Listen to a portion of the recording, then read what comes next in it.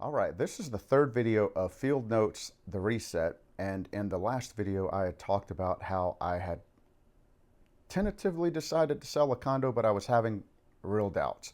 So since then, there's been some challenges. There's been disagreements with a couple of close people. And so a lot's happened since then. One of the things that I did was I drove to North Carolina and to look at a little bit of land and just get the vibe of the area. I had been through there, but I wanted to see it a little more. I was actually open to places from Colorado all the way over to North Carolina, and there were some places I wanted to see along the way. But this time was really just about going to North Carolina. And I did see land that I really liked. And so it continued my decision to sell because I figured I would be able to find something, but it would extinguish the money that I would have had from the condo and really would have left me with nothing. But there were options out there, but not near Austin. I had already looked around Austin, and there's nothing within an hour or an hour and a half that I would be able to do. So, but I did find things outside of Texas. So when I came back, I continued downsizing, getting rid of more things that I owned, cleaned up my storage, got rid of about 50% of the things that I have, and signed the paperwork with my realtor to put the condo on the market and had the photographer scheduled less than a week away. So it was happening. The decision was made. I actually felt pretty comfortable about that at that point. It was kind of refreshing to have made a decision. So yeah, it was decided, paperwork done, photographer on the way in less than a week. And my mom comes to visit me, which she had talked about doing anyway. But she comes in, we go to dinner at a place that I had been going to for many years, and she's familiar with also. And the owner comes out and was so nice, gave us free dessert. The server was awesome. She had been working, I'd been seeing her there for many years. I mean, even when they were over in Cedar Park. And it was really touching. And I'm sitting by the window looking outside at all of the big buildings that, if we want to call them skyscrapers, they're really not skyscrapers, but we have some downtown buildings. And just watching everyone there, it was feeling a little different in a good way. Like, it felt like these are my people. As I'm watching everyone walk around, I've seen, I think, every single tree in the downtown area. And I could see a few from my seat. Okay, so paperwork signed, having a little bit of a different feeling, and the mood was shifting just a little bit. From the restaurant, we head back to the condo. We're using an Uber for all of this too, which was really just nice. My mom wondered if we should be calling the Uber a little bit sooner, like maybe it'll take a little bit for them to get there. And downtown, it only takes a few very short minutes. And just that on its own was like, that's kind of nice. So we're Ubering back and forth. And on the way back to the condo, my mom said, we probably have more to talk about selling the condo, right? And I was like, yeah, for sure. So we did. We come back to the condo. We talk a little bit. I'm loving the time with my mom. Of course, that was very nice to have her here. And it was just feeling like maybe the best way to say this is that the reality had really settled in at that point of what was happening. And I don't think it's unique. Again, I don't think it's unique that there's these feelings after a decision like that being made, particularly with a place that's been home for so long. but that did change things. So we talk more. We go to dinner that night at a nice restaurant. And I told him that I was leaving and I'd been here for a long time in Austin. And again, I'm sitting in this restaurant like, man, this place is so cool. Just sitting there at how cool this restaurant is. It's a unique restaurant. But the server brings me this really fancy book of theirs with all of their recipes in it. It's a nice book. It's not like a little manual or anything. I mean, it's a beautiful, like a coffee table book. And that was so touching just to have that done. It was emotional at the moment, really coming more to the fact that, man, these are my people here. These are my places. This is home. We take an Uber to one of my favorite places to listen to music. It's called the Elephant Room. They have jazz. It's just a really great place for live music. And we walked right up to the front. There's an empty table. And I want this for my mom in particular because she's a real musician and she's amazing. So I thought she would appreciate being that close to the band and being able to see all of their minute movements and their skills. We sit right in the front. And I'm looking at the band and I'm like, man, this is the reason I love Austin. It is the people, and it's the music, and it's the art, it's the culture. It's very unique to Austin. And I'm looking at the band and I'm getting a little emotional because I realize this is really hard to find, and I can walk to this place, ride my bike, take a quick Uber anytime. It was a 3-piece jazz band, just kind of an easy jazz. And the guitar player was looking at me. I think he could see that I was on the verge of freaking crying. And he just smiled and gave this little nod like, hey man, I see you, dude. And my mom leans over just a moment after that, leans over the table and says, hey son, it's not the restaurants you're gonna miss. It's this. And it really hit home. I'm like, yeah, it's all of it.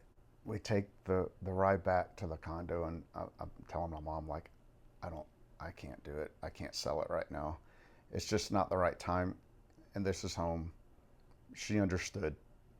She's glad because where I was looking at going was really far, out of necessity mostly, and other places fit what I was really looking for, and there's other aspects to it. But so the visit with my mom was wonderful.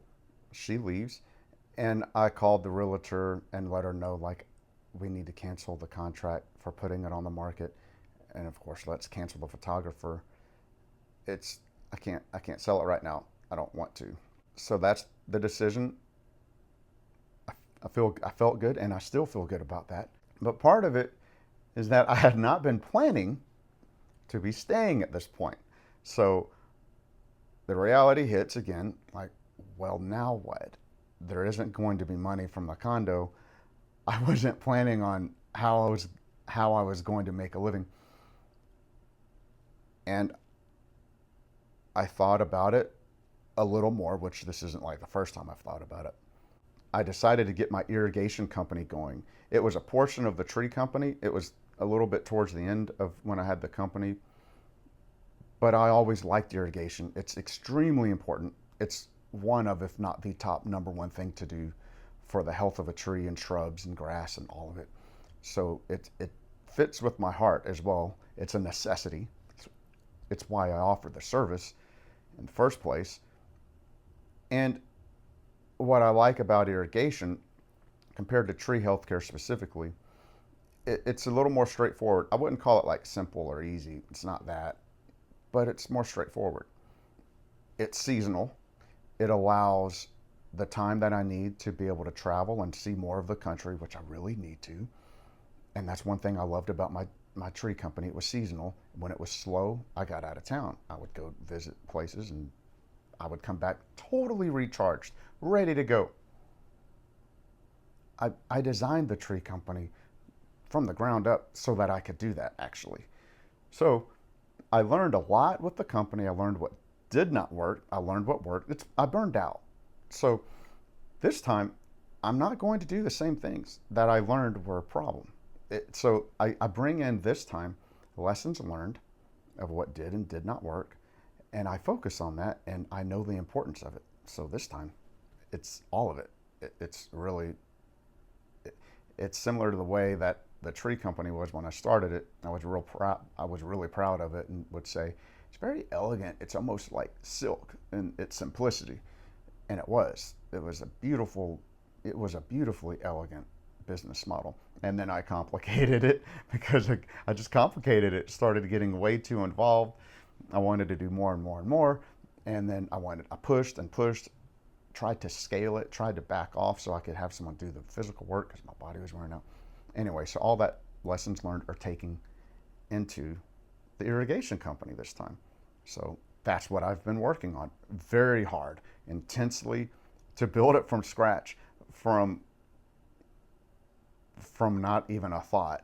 It wasn't really on the radar. In fact, I gave some of the irrigation equipment away, just gave them to a landscape company. Luckily, I did not do that for everything. I kept the heart and soul of the equipment. So I'm glad I have that right now, because that would have made it a lot harder, but didn't miss a beat. Contacted my arborist friends, landscapers that I've worked with in the past that are also amazing. And it's the beginning of spring. It's tight. Okay. I'm jumping ahead of myself a little bit. It was a real challenge to get that going. I had decided to do it, but there was major doubts. Like, man, this needs to get started and working fast, like record fast. So one day, I'm just so stressed. I didn't know what else to do.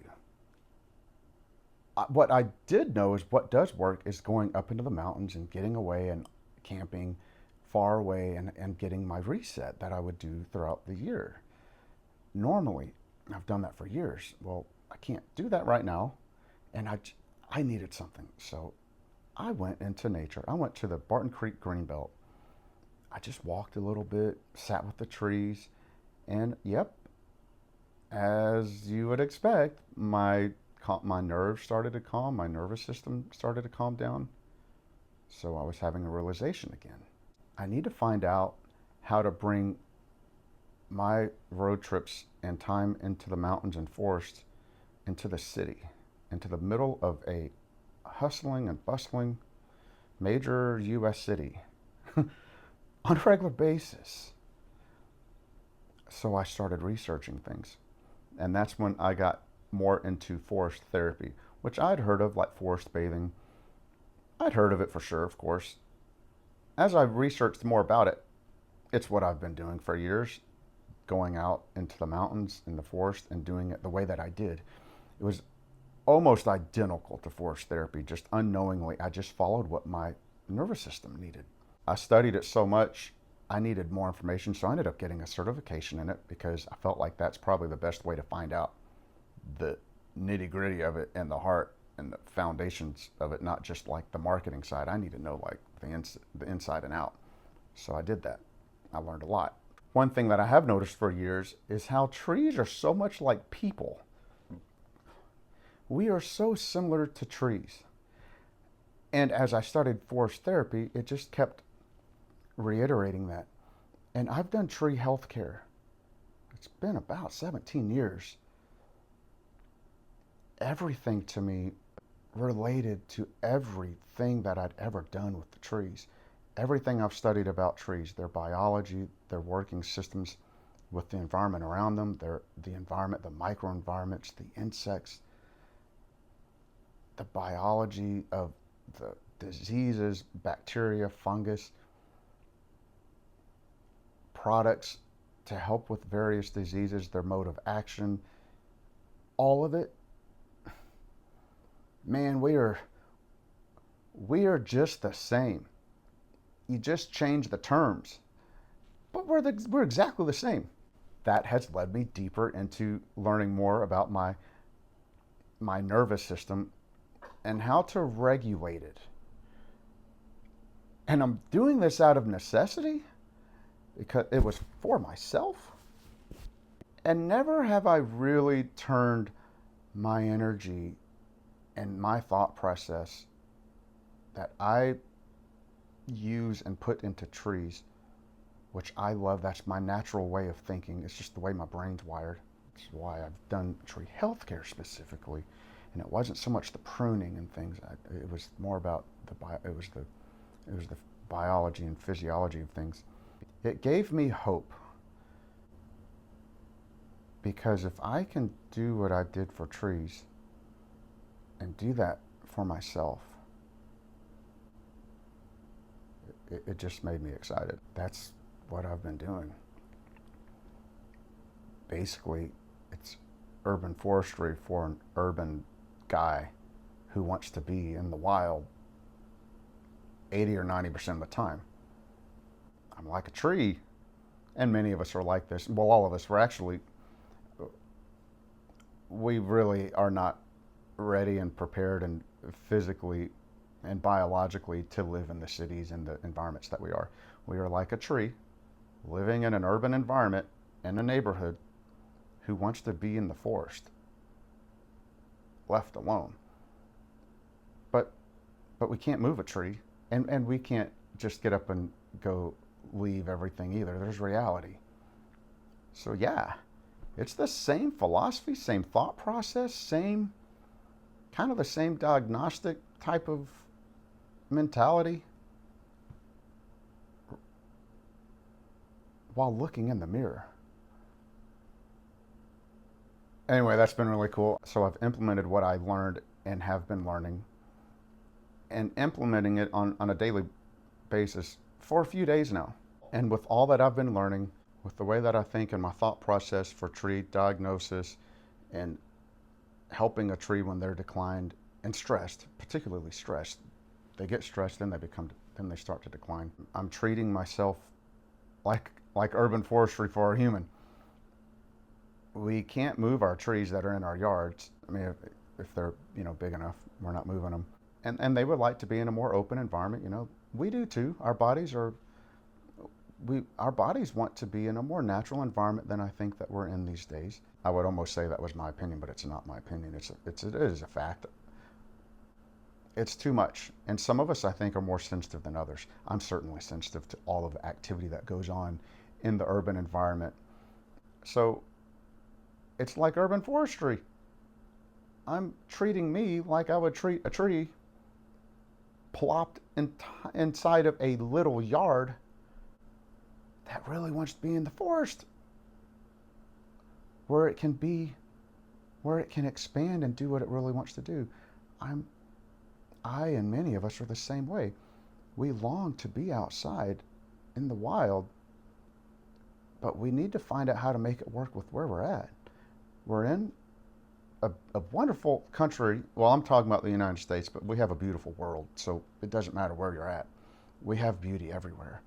Whether it's being in a city like I'm at, one of a larger-ish city kind of, I'm bringing the wild into my lifestyle more. So what I'm realizing is just I need to duplicate as much as possible what I do on my road trips in the forests and the places that I go here, while I'm having coffee and planning the day and looking at a schedule and dealing with the stresses that we do in modern life. I'll keep y'all up to date on that. I'm going to wrap it up with that, and I look forward to making the next video and seeing what y'all think about any of this. If you have any opinions, let me know. If you have any questions, I love questions, so feel free to ask.